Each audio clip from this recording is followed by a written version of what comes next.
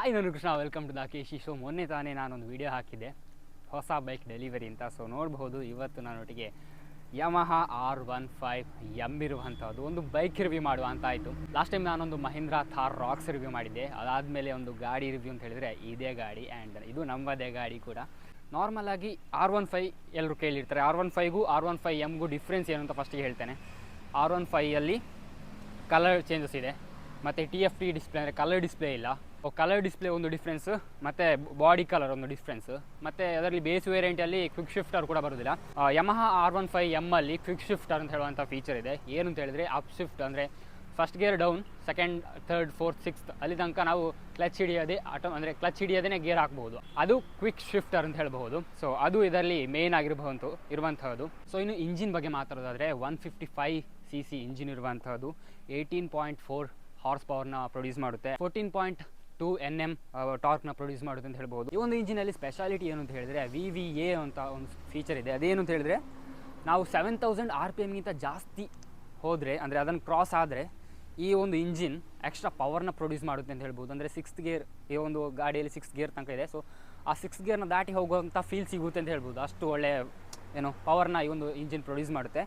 And ಇದು race ಟ್ರ್ಯಾಕಿಗೆ best ಗಾಡಿ ಅಂತ ಹೇಳ್ಬೋದು. ಓಕೆ, ಅಂದರೆ ಹೆಚ್ಚಿನವರು ಕೂಡ ರೇಸ್ ಟ್ರ್ಯಾಕಲ್ಲಿ ಹೆಚ್ಚಿನವರು ಇದೇ ಗಾಡಿನ ಯೂಸ್ ಮಾಡ್ತಾರೆ. ಲೈಕ್ ಅಡ್ಡಿಪೊಳಿ ಗಾಡಿ ಅಂತ ಹೇಳ್ಬೋದು. ರೇಸ್ ಟ್ರ್ಯಾಕಿಗೆ ಹೇಳಿ ಮಾಡಿಸಿದಂಥ ಗಾಡಿ ಇದು. ಒಂದು 45 ಮೈಲೇಜ್ ಕೊಡೋದು ಅಂತ ಹೇಳ್ಬೋದು. ಸ್ಟಾರ್ಟಿಂಗಲ್ಲಿ ಇವಾಗ 30, ಅಂದರೆ ಹೊಸ ಗಾಡಿ ಅಲ್ವಾ, 35 ಅಂತ ತೋರಿಸ್ತಾ ಇತ್ತು.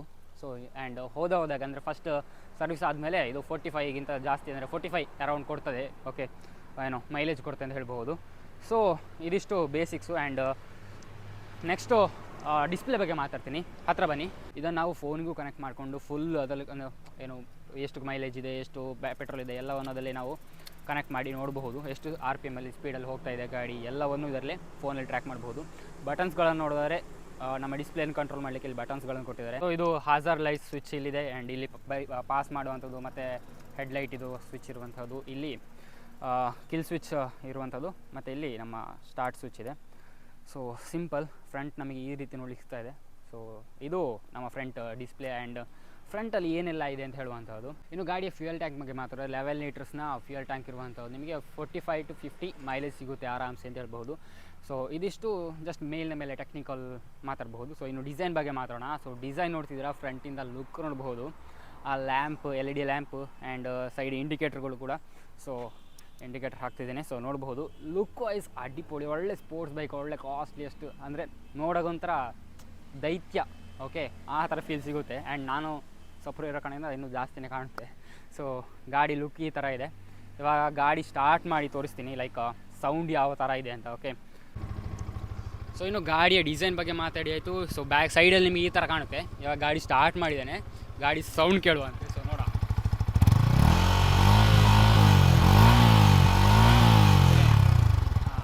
ಇದು ಗಾಡಿಯ ಸೌಂಡ್. ಓಕೆ, ಸೂಪರ್ವಾಗಿರುವಂಥ ಸೌಂಡ್, ಲೈಕ್ ಒಳ್ಳೆ ಸ್ಪೋರ್ಟ್ಸ್ ಫೀಲ್. ಓಕೆ, ಸೊ ನನಗಂತೂ ಸಿಕ್ಕಾಪಟ್ಟೆ ಇಷ್ಟ ಆಯಿತು ಗಾಡಿ. ಸೊ ಇದಿಷ್ಟು ಜಸ್ಟ್ ಮೇಲಿನ ಮೇಲೆ ಹೇಳಿರುವಂಥದ್ದು. ಇದು 3 ವೇರಿಯಂಟ್ಸ್ಗಳಲ್ಲಿ ಬರುತ್ತೆ.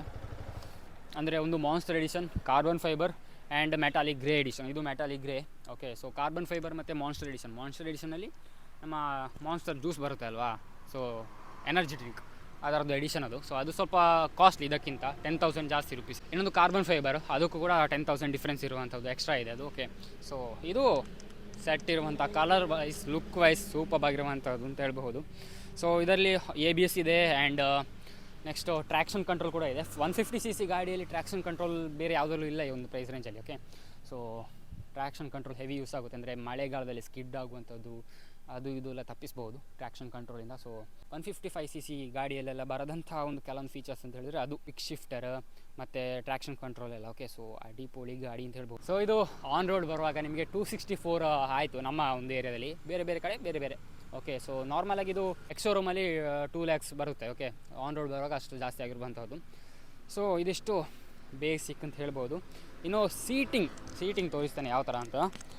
ಸೊ ಫ್ರಂಟಲ್ಲಿ ಕೂತವರಿಗೆ ಲೈಕ್ ಸ್ವಲ್ಪ ಜಾಸ್ತಿ, ಆಬ್ವಿಯಸ್ಲಿ ಇದು ಸ್ಪೋರ್ಟ್ಸ್ ಬೈಕ್ ಆಗಿರುವ ಕಾರಣ ಸ್ವಲ್ಪ ಜಾಸ್ತಿ ಬೆಂಡ್ ಆಗಬೇಕಾಗುತ್ತೆ. ಸೊ ಹೀಗೆ. ಓಕೆ, ಸೊ ಜಾಸ್ತಿ ಲಾಂಗ್ ಹೋಗೋರಿಗೆಲ್ಲ ಸ್ವಲ್ಪ ಲೈಕ್ ಬೆನ್ನು ಆಗುವಂಥದ್ದು ಸ್ವಲ್ಪ ಜಾಸ್ತಿ ಅಂತ ಅನ್ಬೋದು. ಅಂದರೆ ಎಷ್ಟೊತ್ತು ಅಂತ ಇಷ್ಟು ಈ ಥರ ಕೂರ್ತೀರಾ ನೀವು ಅಲ್ವಾ.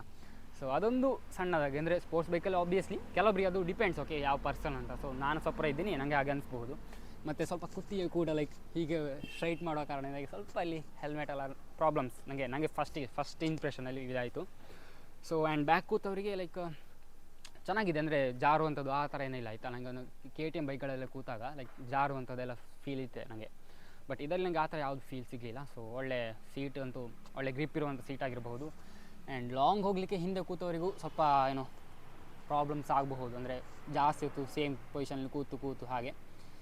ಸೊ ಇದಿಷ್ಟು ನಮಗೊಂದು ಗಾಡಿ ಬಗ್ಗೆ. ಓಕೆ, ಸೊ ಇವಾಗ ಒಂದು ಸಣ್ಣದಾಗಿ ತೋರಿಸ್ತೇನೆ, ಲೈಕ್ ಇಲ್ಲೇ ಒಂದು ಹೋಗಿ ತೋರಿಸ್ತೇನೆ ಗಾಡಿ ಯಾವ ಥರ ಕಾಣ್ತದೆ ಅಂತ. ಸೊ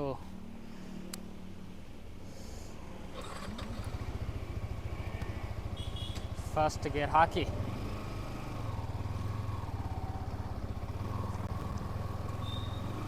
ಸೊ ಗಾಡಿ ಫಸ್ಟ್ ಗೇರಲ್ಲಿ ತುಂಬಾ ಒಳ್ಳೆ ತುಂಬಾ.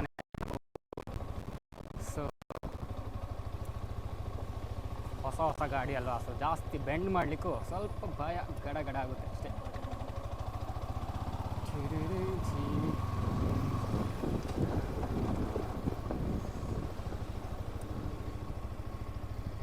ಎಸ್ ಇಷ್ಟೇ. ಸೊ ಜಸ್ಟ್ ಹತ್ತಿರ ಬನ್ನಿ, ಇಲ್ಲಿ ಕ್ವಿಕ್ ಶಿಫ್ಟರ್ ಅಂತ ಇದೆಯಲ್ಲ, ಸೊ ಇದು RPM ಜಾಸ್ತಿ ಆದಾಗ ಅದು ಬ್ಲಿಂಕ್ ಆಗುತ್ತೆ. ಸೊ ಆ ಟೈಮಲ್ಲಿ ನಾವು ಡೈರೆಕ್ಟ್ ಗೇರ್ ಅಪ್ವರ್ಡ್ಸ್ ಮಾಡ್ತಾ ಇರ್ಬೋದು. ಸೊ ಇದಿಷ್ಟು ನಮ್ಮ ಗಾಡಿ ಬಗ್ಗೆ ರಿವ್ಯೂ.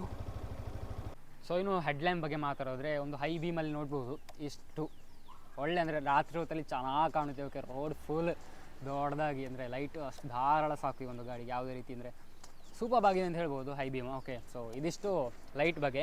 ಇನ್ನು ಬ್ರೇಕ್ಸ್ ಬಗ್ಗೆ ಮಾತಾಡಬೇಕು ಅಂದರೆ ಹೆಚ್ಚಿನ ಸ್ಪೋರ್ಟ್ಸ್ ಬೈಕಲ್ಲಿ ನಂಗೆ ಗೊತ್ತಿರಲಿಲ್ಲ. ಓಕೆ, ಸೊ ಹೆಚ್ಚಿನ ಬೈಕಲ್ಲೆಲ್ಲ ಲೈಕ್ ಸ್ಪೋರ್ಟ್ಸ್ ಬೈಕಲ್ಲಿ ಮೇಯ್ನಾಗಿ, ಸೊ ಸ್ಪೋರ್ಟ್ಸ್ ಬೈಕಲ್ಲಿ ಈ ಬ್ರೇಕ್ ಏನೋ ಹಿಡಿಯೋದಿಲ್ಲ, ಲೈಕ್ 50% 40% ಅಂತ ಹೇಳ್ಬೋದು ಅಷ್ಟೇ. ಅಂದರೆ ಸ್ಪೀಡಲ್ಲಿ ಹೋಗ್ತಿರುವಾಗ ಬ್ರೇಕ್ ಮೆಟ್ಟಿದ್ರು ಹಿಡಿಯೋದಿಲ್ಲ. ಸೊ ಅದಕ್ಕೋಸ್ಕರ ಫ್ರಂಟ್ ಬ್ರೇಕೆ ಪ್ರಿಫರ್ ಮಾಡಬೇಕು. ಅಂದರೆ ಸ್ಪೋರ್ಟ್ಸ್ ಬೈಕಲ್ಲಿ ಹಾಗೆ ಇರೋದಂತೆ. ಓಕೆ, ಲೈಕ್ ಬ್ರೇಕ್ ಹಿಡಿದ್ರೆ ಸ್ಕಿಡ್ ಆಗೋದು ಇದೊಂದು ಪ್ರಾಬ್ಲಮ್ ಇರುತ್ತಲ್ಲ. ಸೊ ಅದಕ್ಕೋಸ್ಕರ ಫ್ರಂಟ್ ಬ್ರೇಕೇ ಮೇನ್ ಪ್ರಿಫರೆನ್ಸ್ ಅಂತ ಹೇಳ್ಬೋದು. ಸೊ ಇನ್ನು ಹಾರ್ನ್ ಬಗ್ಗೆ ಮಾತಾಡಿದ್ರೆ ಒಳ್ಳೆ ಹಾರ್ನ್. ಓಕೆ, ಲಿಟ್ರಲಿ ದೊಡ್ಡ ಹಾರ್ನ್. ನೀವು ರೋಡ್ ಸೈಡಲ್ಲಿ ಹೋಗ್ತಿದ್ರೆ ಹಾರ್ನ್ ಹಾಕಿದಿರಲ್ಲ, ಎಲ್ಲ ತಿರುಗಿ ನೋಡ್ತಾರೆ ಒಮ್ಮೆ. ಸೊ ಅಂಥ ಹಾರ್ನ್ ಇರುವಂಥದ್ದು. ಸೊ ಇಲ್ಲಿ ನಾಯಿಗಳೆಲ್ಲ ಇದೆ, ಸುಮ್ಮನೆ ಉಪದ್ರ ಮಾಡೋದು ಬೇಡ ಅಂತ ಹೇಳೋ ಒಂದು ರೀಸನ್ಗೋಸ್ಕರ ಹಾರ್ನ್ ಹಾಕ್ತಾಯಿಲ್ಲ ಅಷ್ಟೇ. ಓಕೆ, ಸೊ ಇದಿಷ್ಟು. ಆ್ಯಂಡ್ ಕ್ಲಚ್ ಬಗ್ಗೆ ಮಾತಾಡಬೇಕು. Okay, smooth clutch. Okay, literally ಏನು ಹೆಸರು? Slipper clutch.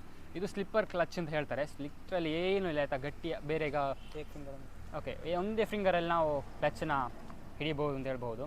ಈ ರಾಯಲ್ ಎನ್ಫೀಲ್ಡೆಲ್ಲ ಬೈಕ್ ಇದೆಯಲ್ಲ, ಸೊ ಆ ಬೈಕಲ್ಲೆಲ್ಲ ಹೀಗೆ 2 ಕೈ ಇಡಬೇಕು. ಹಂಗೆ ಸೊ ಅದೆಲ್ಲ ಕಷ್ಟ ಆಗುತ್ತೆ. ಸೊ ಇದು ನನಗೆ ಸಿಕ್ಕಾಪಟ್ಟೆ ಇಷ್ಟ ಆಗೋದು ಒಂದು ಕ್ವಿಕ್ ಶಿಫ್ಟರು, ಕ್ಲಚ್ ಆಗಿರ್ಬೋದು. ಆ್ಯಂಡ್ ಹೆವಿ ಫೀಲ್ ಆಗುತ್ತೆ. ಈಗ ಸ್ಪೀಡಾಗಿ ಹೋಗ್ತಿರುವಾಗ ಕೂಡ ಸ್ವಲ್ಪ ಗಾಡಿ ಹೆವಿ ಇದೆ ಅಂತ ಅನಿಸುತ್ತೆ, ಬಟ್ ಸ್ಟಿಲ್ ಮ್ಯಾನೇಜ್ ಮಾಡ್ಬೋದು. ನಾನು ಫಸ್ಟ್ ಟೈಮ್ ಗಾಡಿ ಬಿಟ್ಟದೇ ಇದು. ಓಕೆ, ಸೊ ನನಗೇನು ಅಂದರೆ ಲೈಕ್ ಫಸ್ಟ್ ಟೈಮ್ ಇಡೋದು ಅಂತ ಅನಿಸ್ತಿರಲಿಲ್ಲ, ಅಂದರೆ ಫುಲ್ ಫೀಲ್ ಇತ್ತು. ಆ್ಯಂಡ್ ಫಸ್ಟ್ ಗೇರ್ ಸೆಕೆಂಡ್ ಗೇರೆಲ್ಲ ಹೆವಿ ಪವರ್ ಇದೆ. ಫಸ್ಟ್ ಗೇರ್ ಹಾಕೋದು, ಸೆಕೆಂಡ್ ಗೇರ್ ಚೇಂಜ್ ಮಾಡೋದು ಅಷ್ಟು ಸ್ಪೀಡಲ್ಲಿ. ಓಕೆ, ಸೊ ಹಾಗಿದೆ ಅಂತ ಹೇಳ್ಬಹುದು. ಸೊ ಒಂದು ಸಣ್ಣದಾಗಿ ರೈಡ್ ಹೋಗಿ ಬರುವ. ಓಕೆ, ಸೊ ಐ ಥಿಂಕ್ ಎಲ್ಲ ಒಂದು ಕವರ್ ಮಾಡಿದ್ದೇನೆ. ಆ್ಯಂಡ್ ಇನ್ನು ಮಿರರ್ ಬಗ್ಗೆ ಮಾತಾಡಬೇಕು. ಮಿರರ್ ಆ್ಯಕ್ಚುಲಾಗಿ ಅಷ್ಟೊಂದು ಯೂಸ್ ಇಲ್ಲ ಆಯಿತಾ. ಲೈಕ್ ಬ್ಲೈಂಡ್ ಸ್ಪಾಟ್ಸ್ ಹೆವಿ ಇದೆ, ಮಿರರ್ ಇದೆ ಅಂತ ಹೇಳ್ಬೋದು ಅಷ್ಟೇ. ಕಾಣುತ್ತೆ ಸಣ್ಣದಾಗಿ ಒಂದು ಗಾಡಿ ಹತ್ತಿರದಲ್ಲಿರೋ 2 ಗಾಡಿ ಕಾಣ್ಬೋದು ಅಷ್ಟೇ. ವೈಡ್ ಆಗಿಲ್ಲ, ಅಂದರೆ ಬ್ಲೈಂಡ್ ಸ್ಪಾಟ್ಸ್ ಹೆವಿ ಇದೆ. ಓಕೆ, ಸೊ ಟರ್ನ್ ಮಾಡುವಾಗ ಅದೆಲ್ಲ ಬೇಕಾದ್ರೆ ನಾವು ತಲೆ ತಿರುಗಿಸಿ ನೋಡಬೇಕು. ಸೊ ಆ ಥರದ್ದು ಅಂತ ಹೇಳ್ಬೋದು. ಬೇಸಿಕಲಿ ಇದು ಸ್ಪೋರ್ಟ್ಸಿಗೋಸ್ಕರನೇ ಮಾಡಿದಂಥ ಗಾಡಿ. ಸೊ ಹಾಗಾಗಿ ಮಿರರೆಲ್ಲ ಅಷ್ಟೊಂದು ಥಿಂಕ್ ಮಾಡಲು ಏನೋ ಗೊತ್ತಿಲ್ಲ, ಬಟ್ ಸ್ಟಿಲ್ ಸಿಕ್ಕಾಪಟ್ಟೆ ಚೆನ್ನಾಗಿದೆ, ನನಗಂತೂ ಇಷ್ಟ ಆಯಿತು. ಸೊ ಖಂಡಿತ 150cc ಪರ್ಫೆಕ್ಟ್ ಗಾಡಿ ಅಂತ ಹೇಳ್ಬೋದು. ತೊಗೊಳ್ಳೋರಿಗೆ ಪರ್ಫೆಕ್ಟ್, ಅಂದರೆ ಎಲ್ಲದರಲ್ಲೂ ನಂಬರ್ 1 ಅಂತ ಹೇಳ್ಬೋದು. ಲೈಕ್ ನೋಡಲಿಕ್ಕೂ, ಲುಕ್ಕು, ಪವರು, ಟ್ರ್ಯಾಕಿಗೂ. ಇದರಲ್ಲಿ ಟ್ರ್ಯಾಕ್ ಮೋಡ್ ಕೂಡ ಇದೆ. Okay, track mode and normal mode. So track mode ಹಾಕಿದರೆ ಜಾಸ್ತಿ ಏನು ಡಿಫ್ರೆನ್ಸ್ ಇಲ್ಲ, ಜಸ್ಟ್ ಡಿಸ್ಪ್ಲೇಯಲ್ಲಿ ಡಿಫ್ರೆನ್ಸ್ ಬರುವಂಥದ್ದು ಅಷ್ಟೇ. ಸೊ ಹಾಗೆ. ಸೊ ಇದಿಷ್ಟು ಗಾಡಿ ಬಗ್ಗೆ. ಸೊ ಕ್ವಿಕ್ ಶಿಫ್ಟರ್ ಬಗ್ಗೆ ಇನ್ನೂ ಜಾಸ್ತಿ ಮಾತಾಡಬೇಕು ಅಂತ ಹೇಳಿದರೆ, ಫಸ್ಟ್ 2 ಗೇರು ನಾರ್ಮಲಾಗಿ ಕ್ಲಚ್ ಹಿಡ್ದೇ ಹಾಕಬೇಕು. ಮತ್ತು ಅಪ್ವರ್ಡ್ಸ್ ಬರುವಂಥ ಗೇರ್ಗಳೆಲ್ಲ ವಿದೌಟ್ ಕ್ಲಚ್ ಹಿಡಿಯೋದೇ ಡೈರೆಕ್ಟಾಗಿ ಹಾಕ್ಬೋದು. ಓಕೆ, ಅಂದರೆ ಇದರಲ್ಲಿ ನಮಗೆ ಕ್ವಿಕ್ ಶಿಫ್ಟರ್ ಅಂತ ಒಂದು ಇಂಡಿಕೇಷನ್ ಬಟನ್ ಕೂಡ ಇದೆ. ಅಂದರೆ RPM ಅಷ್ಟು ಮೇಂಟೈನ್ ಆಗಬೇಕು ಅಂತ ಅಷ್ಟೇ. ಅಂದರೆ ಸ್ವಲ್ಪ ಕಮ್ಮಿ RPM ಅಲ್ಲಿ ಕ್ವಿಕ್ ಶಿಫ್ಟರ್ ಮಾಡಲಿಕ್ಕೆ ಆಗೋದಿಲ್ಲ. ಸೊ ಆ ಟೈಮಲ್ಲಿ ಅಂದರೆ ಮಾಡ್ಲಿಕ್ಕೆ ಆಗೋದಿಲ್ಲ. ಸೊ RPM ಇದ್ದ ಟೈಮಲ್ಲಿ ನಾವು ಕ್ವಿಕ್ ಶಿಫ್ಟ್ ಮಾಡ್ತಾ ಹೋಗ್ಬೋದು ಅಂತ ಹೇಳ್ಬೋದು. ಸೊ ಡೌನ್ವರ್ಡ್ಸ್ ನಾವು ಕ್ಲಚ್ ಹಿಡಿದೇ ಹಾಕಬೇಕು. ಸೊ ಡೌನ್ವರ್ಡ್ಸ್ ಶಿಫ್ಟರ್ ಇಲ್ಲ.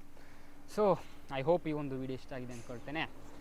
ಸೊ ಇಷ್ಟ ಆಗಿದೆ ಲೈಕ್ ಮಾಡಿ, ಶೇರ್ ಮಾಡಿ. ಇದೇ ರೀತಿಯ ಗಾಡಿ ರಿವ್ಯೂಸ್ಗಳು ಮೇ ಬಿ ಮುಂದಕ್ಕೆ ಮಾಡೋಣ. ಸೊ ಐ ಹೋಪ್ ಈ ಒಂದು ವಿಡಿಯೋ ಇಷ್ಟ ಆಗಿದೆ ಅಂದ್ಕೊಳ್ತೇನೆ. ಸೊ ಗಾಡಿ ಬಗ್ಗೆ ಏನಾದರೂ ಡೌಟ್ಸ್ ಇದ್ದರೆ, ಏನಾದರೂ ಮಾತಾಡಲಿಕ್ಕಿದ್ರೆ ಡೌಟ್ಸ್ ಇದ್ದರೆ, ಏನಾದರೂ ನಾನು ಮಾತಾಡಿದಲ್ಲಿ ಯಾವ್ದಾದ್ರು ಮಿಸ್ಟೇಕ್ಸ್ ಆಗಿದ್ದರೆ ಎಲ್ಲವನ್ನು ಕಮೆಂಟ್ಸಲ್ಲಿ ತಿಳಿಸಿ ಅಂತ ಹೇಳ್ತಾ ಆರಾಮಲ್ಲೂ ಫಾಲೋ ಮಾಡ್ಬೋದು @obviously KC. ಸಿಗೋಣ ಮುಂದಿನದಲ್ಲಿ. ಬಾಯ್.